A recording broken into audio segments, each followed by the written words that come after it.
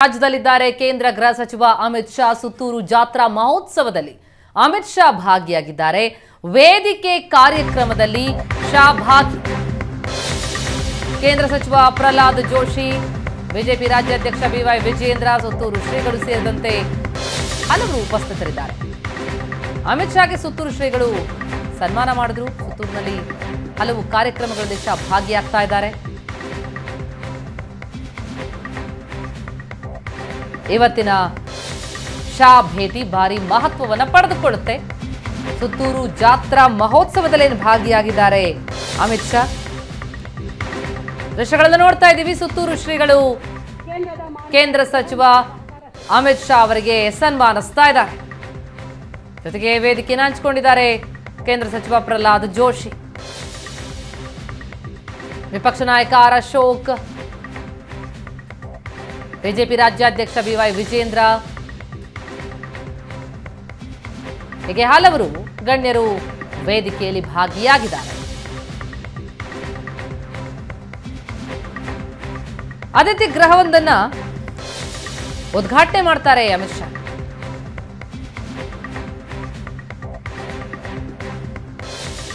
ಎಂಟುನೂರೈವತ್ತಕ್ಕೂ ಹೆಚ್ಚು ಭಕ್ತರು ಉಳಿದುಕೊಳ್ಳೋದಕ್ಕೆ ಸಾಧ್ಯ ಆಗುವಂತಹ ಅತಿಥಿ ಗೃಹದು। ಮಾಜಿ ಸಿಎಂ ಬಸವರಾಜ ಬೊಮ್ಮಾಯಿ ಕೂಡ ಇದ್ದಾರೆ ವೇದಿಕೆಯಲ್ಲಿ। ಜೋಶಿ ಅವರೇ, ಮಾಜಿ ಮುಖ್ಯಮಂತ್ರಿಗಳಾದ ಶ್ರೀ ಬಸವರಾಜ ಬೊಮ್ಮಾಯಿ ಅವರೇ, ವಿರೋಧ ಪಕ್ಷದ ನಾಯಕರಾದ ಶ್ರೀ ಆರ್ ಅಶೋಕ್ ಅವರೇ, ಶಾಸಕರು ಬಿಜೆಪಿಯ ರಾಜ್ಯಾಧ್ಯಕ್ಷರಾದ ಶ್ರೀ ವಿಜಯೇಂದ್ರ ಅವರೇ, ಮಾಜಿ ಸಚಿವರಾದಂತಹ ಮಾನ್ಯ ಶ್ರೀ ಸಿ ಟಿ ರವಿ ಅವರೇ, ಲೋಕಸಭಾ ಸದಸ್ಯರಾದ ಪ್ರತಾಪ್ ಸಿಂಹ ಅವರೇ, ಮಾಜಿ ರಾಜ್ಯಸಭಾ ಸದಸ್ಯರಾದ ಪ್ರಭಾಕರ್ ಕೋರೆ ಅವರೇ, ಇಲ್ಲಿ ಉಪಸ್ಥಿತಿರುವ ಎಲ್ಲ ಪೂಜ್ಯರಲ್ಲಿ ಗೌರವ ಸಲ್ಲಿಸಿ, ಭಕ್ತ ಮಹಾಶಯರೇ, ಮಾತೆಯರೇ ಹಾಗೂ ಮಕ್ಕಳೇ, ಆದಿಜಗದ್ಗುರು ಶಿವರಾತ್ರೀಶ್ವರ ಶ್ರೀಗಳವರ ಜಾತ್ರಾ ಮಹೋತ್ಸವ ಕಳೆದ 6 ದಿವಸಗಳಿಂದ ಇಲ್ಲಿ ಶ್ರದ್ಧಾ ಭಕ್ತಿ ಸಡಗರ ಸಂಭ್ರಮಗಳಿಂದ ಆಚರಣೆಗೊಳ್ತಾ ಇದೆ। ಭಕ್ತರ ಒಂದು ಕಾಮಧೇನುವಾಗಿ, ಕಲ್ಪವೃಕ್ಷವಾಗಿ ಆದಿ ಜಗದ್ಗುರು ಶಿವರಾತ್ರೀಶ್ವರ ಭಗವತ್ಪಾದರ ಕೃಪೆ ನಿರಂತರವಾಗಿ ಭಕ್ತ ಸಮುದಾಯಕ್ಕೆ ದೊರೀತಾ ಇದೆ। ಇಲ್ಲಿ ಒಂದು ಜಾತ್ರಾ ಮಹೋತ್ಸವ ಒಂದು ಆಧ್ಯಾತ್ಮಿಕತೆಯ ಕಾರ್ಯಕ್ರಮದ ಜೊತೆಗೆ, ಧಾರ್ಮಿಕ ಆಚರಣೆಗಳ ಜೊತೆಗೆ, ಇದೊಂದು ನಮ್ಮ ಭಾರತೀಯ ಸಂಸ್ಕೃತಿಯ ಪ್ರತಿಬಿಂಬವಾಗಿ ನಮ್ಮ ದೇಶದ ಗ್ರಾಮೀಣ ಜನತೆಯ ಸಂಸ್ಕೃತಿಯನ್ನು ಪುನರುಜ್ಜೀವನಗೊಳಿಸುವ ರೀತಿಯಲ್ಲಿ ಕಾರ್ಯಕ್ರಮಗಳು ಆಯೋಜನೆಗೊಂಡು ನಡೀತಾ ಇರತಕ್ಕಂಥದ್ದು ಎಲ್ರಿಗೂ ವೇದ್ಯವಾಗಿರುವಂಥ ಸಂಗತಿಯಾಗಿದೆ। ಇಲ್ಲಿ ಜನ ಇದು ಸುತ್ತೂರು ಜಾತ್ರೆ ಅಂತಲ್ಲ, ಸುತ್ತೂರು ಜಾತ್ರೆಗೆ ಯಾಕೆ ಬರ್ತಾರೆ ಅಂದರೆ ಇದು ನಮ್ಮ ಜಾತ್ರೆ ಅಂತನೂ ಅಭಿಮಾನದಿಂದ ಜನ ಈ ಕಾರ್ಯಕ್ರಮಕ್ಕೆ ಬರ್ತಾರೆ ಅಂತಕ್ಕಂಥದ್ದು। ಅವರಿಲ್ಲಿ ಅವ್ರ ತವರು ಮನೆಗೆ ಬಂದಾಗ ಹೇಗೆ ಸಂತೋಷ ಪಡ್ತಾರೋ ಹಾಗೆ ಅವ್ರ ಮನೆಗೆ ಹೋದಾಗ ಹೇಗೆ ಅವ್ರಿಗೊಂದು ನಿರ್ಮಲವಾದ ಮನಸ್ಸು ನಿರ್ಮಲಗೊಳ್ಳುತ್ತೋ ಆ ದೃಷ್ಟಿಯಿಂದ ಜಾತ್ರಾ ಕಾರ್ಯಕ್ರಮದಲ್ಲಿ ಭಾಗವಹಿಸ್ತಕ್ಕಂತಹ ಒಂದು ಅಪೇಕ್ಷೆಯನ್ನು ಜನ ಹೊಂದಿದ್ದಾರೆ। ಈ ಪರಂಪರೆಯಲ್ಲಿ ಬಂದಂತಹ ಮಂತ್ರಮರ್ಷಿಗಳಾದ ಶಿವರಾತ್ರೀಶ್ವರ ಸ್ವಾಮೀಜಿಯವರು, ಪರಮ ಪೂಜ್ಯ ಪ್ರಾತಸ್ಮರಣೀಯ ಜಗದ್ಗುರು ಶಿವರಾತ್ರಿ ರಾಜೇಂದ್ರ ಮಹಾಸ್ವಾಮಿಗಳವರು ಈ ಮಠವನ್ನು ಸಮೃದ್ಧವಾಗಿ ಬೆಳೆಸುವಲ್ಲಿ, ಈ ಮಠವನ್ನು ದಾಖಲೀಕರಣಗೊಳಿಸುವಲ್ಲಿ ಮತ್ತು ಧಾರ್ಮಿಕ ಕಾರ್ಯಕ್ರಮಗಳ ಜೊತೆಗೆ ಶೈಕ್ಷಣಿಕವಾಗಿ, ಸಾಮಾಜಿಕವಾಗಿ, ಸಾಂಸ್ಕೃತಿಕವಾಗಿ ಮಠದ ಚಟುವಟಿಕೆಗಳನ್ನು ವಿಸ್ತರಿಸುವುದರಲ್ಲಿ ಪೂಜ್ಯರ ಮಹತ್ವವಾದ ಕೊಡುಗೆಗಳನ್ನು ಈ ಸಂದರ್ಭದಲ್ಲಿ ನಾವು ನೆನಪು ಮಾಡಿಕೊಳ್ಬೇಕು। ಇಲ್ಲಿ ಎಲ್ಲ ಕಾರ್ಯಕ್ರಮಗಳು ನಡೆದಿದೆ।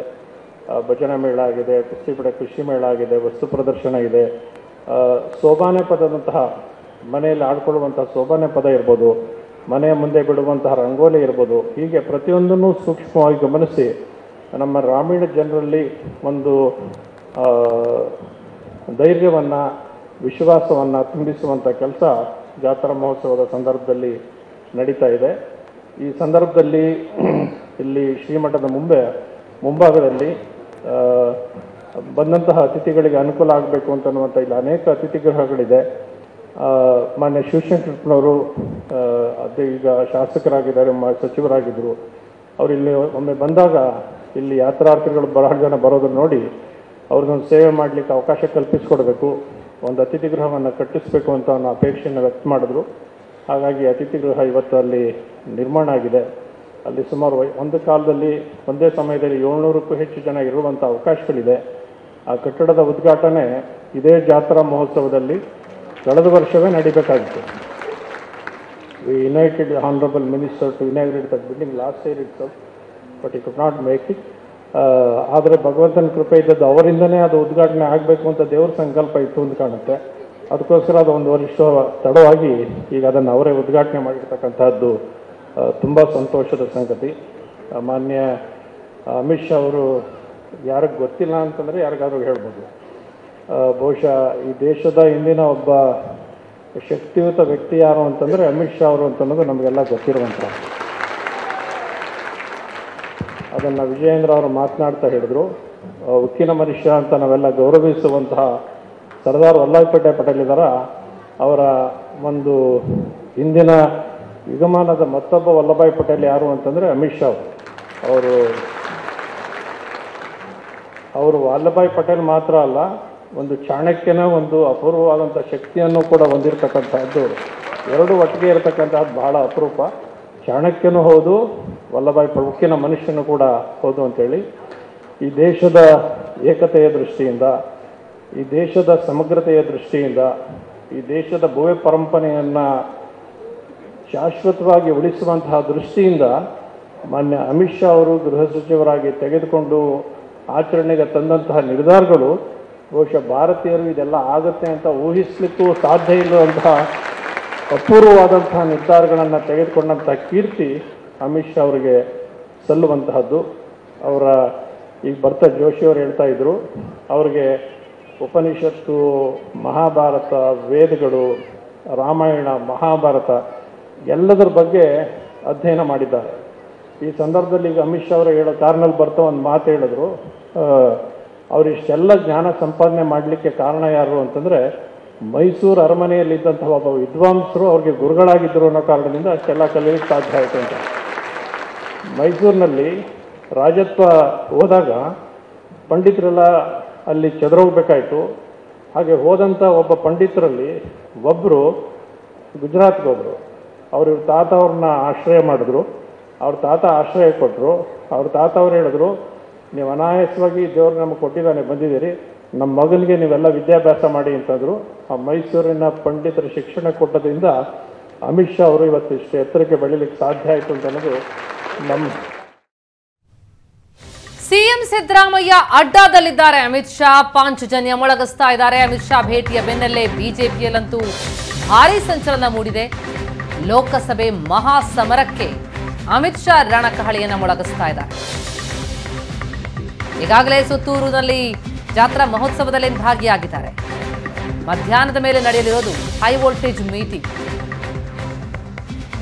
ಬಿಜೆಪಿಯ ಪ್ರಮುಖ ನಾಯಕರ ಜೊತೆ ಕೋರ್ ಕಮಿಟಿ ಸಭೆಯಲ್ಲಿ ನಡೆಸುತ್ತಾರೆ ಅಮಿತ್ ಶಾ. ಆ ಸಭೆಯಲ್ಲಿ ಚುನಾವಣಾ ತಯಾರಿ ಬಗ್ಗೆ, ಅಭ್ಯರ್ಥಿಗಳ ಆಯ್ಕೆ ಬಗ್ಗೆ ಚರ್ಚೆಯಾಗುತ್ತೆ. ಲೋಕಸಭಾ ಸಂಗ್ರಾಮವನ್ನ ಗೆಲ್ಲೋದಕ್ಕೆ ತಂತ್ರಗಾರಿಕೆಯನ್ನು ಹೇಳ್ತಾ ಇರುವಂತಹ ಅಮಿತ್ ಶಾ ಈ ಬಾರಿ ರಾಜ್ಯದಲ್ಲಿ ಜೆಡಿಎಸ್ ಜೊತೆಗೆ ಮೈತ್ರಿ ಇದೆ. ಹಾಗಾಗಿ ಸೀಟು ಹಂಚಿಕೆ ಬಗ್ಗೆ ರಾಜ್ಯ ನಾಯಕರ ಅಭಿಪ್ರಾಯವನ್ನ ಅಮಿತ್ ಶಾ ಪಡೆಯಲಿದ್ದಾರೆ. ಇನ್ನು ಕೋರ್ ಕಮಿಟಿ ಸಭೆ ಬಳಿಕ ಕ್ಲಸ್ಟರ್ ಪ್ರಮುಖರ ಜೊತೆ ಸಭೆ ನಡೆಸುತ್ತಾರೆ. ಮೈಸೂರು, ಮಂಡ್ಯ, ಚಾಮರಾಜನಗರ, ಕೊಡಗು, ಹಾಸನ 5 ಜಿಲ್ಲೆಗಳ ಕ್ಲಸ್ಟರ್ ಮಟ್ಟದ ನಾಯಕರ ಜೊತೆಗೆ ಮೀಟಿಂಗ್ ನಡೆಯುತ್ತೆ. ಆ ಮೀಟಿಂಗ್ನಲ್ಲೂ ಕೂಡ ಕ್ಷೇತ್ರದ ವಿಚಾರಕ್ಕೆ ಸಂಬಂಧಪಟ್ಟಂತೆ ಮೈತ್ರಿ ಬಗ್ಗೆ ಎಲ್ಲದರ ಬಗ್ಗೆ ಚರ್ಚೆಯಾಗಲಿದೆ. ಗ್ರೌಂಡ್ ರಿಯಾಲಿಟಿ ಬಗ್ಗೆ ಕೂಡ ಸಭೆಯಲ್ಲಿ ಮಾಹಿತಿಯನ್ನು ಪಡೆಯಲಿದ್ದಾರೆ.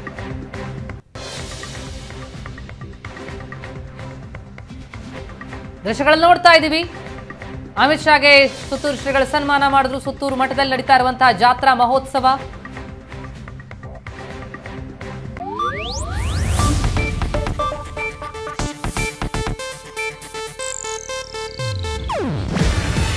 ಇದು ಏಷ್ಯಾನೆಟ್ ನ್ಯೂಸ್ ನೆಟ್ವರ್ಕ್ ಪ್ರಸ್ತುತಿ.